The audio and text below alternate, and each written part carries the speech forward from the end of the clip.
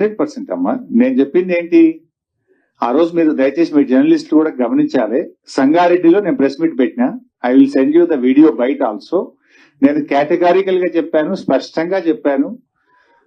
రాష్ట్ర ప్రభుత్వం bond paper మీద రాసిచ్చిన 6 గ్యారంటీలు, 13 హామీలు, 100 రోజుల్లో చేస్తామని చెప్పిన 13 హామీలను, రుణమాఫీని 15 ఆగస్టులోగా చేస్తే నేను రాజీనామా చేస్తానని చెప్పాను.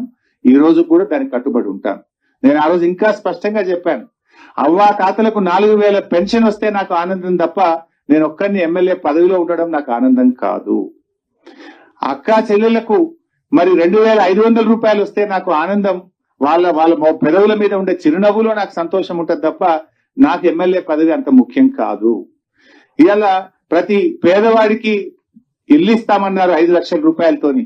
పేదలందరికీ ఇల్లు వస్తే నేను ఆనందపడతా తప్ప నేనేదో కొత్తగా ఎమ్మెల్యే పదవి చేస్తలేను, నాకే మంత్రి పదవి ఎమ్మెల్యే పదవి నేను కొత్తగా జీవితంలో అనుభవిస్తలేను. నా పదవి కంటే తెలంగాణ ప్రజల అక్కా చెల్లెళ్ళ అవ్వాతాతల కళ్ళల్లో వాళ్ళ పెదవుల మీద సంతోషమే నాకు ఆనందం. వాళ్ళందరికీ నువ్వు ఇస్తే, కనీసం నా ఛాలెంజ్ తీసుకొని అయినా ఇస్తే నేను రాజీనామా చేస్తే మళ్ళీ నిలబడడానికి కూడా చెప్పిన. ఇప్పుడు కూడా చెప్తున్నా మీ ద్వారా, రుణమాఫీ 15 ఆగస్టులోగా పూర్తి చేయడంతో పాటు 100 రోజుల్లో అమలు చేస్తామన్న బాండ్ పేపర్ మీద రాసిచ్చిన 13 హామీలు అమలు చేయండి. I'm ready for my resignation. అసలైన తొలి వెలుగు. ఫాలో వాట్సాప్ @తొలి వెలుగు అఫీషియల్.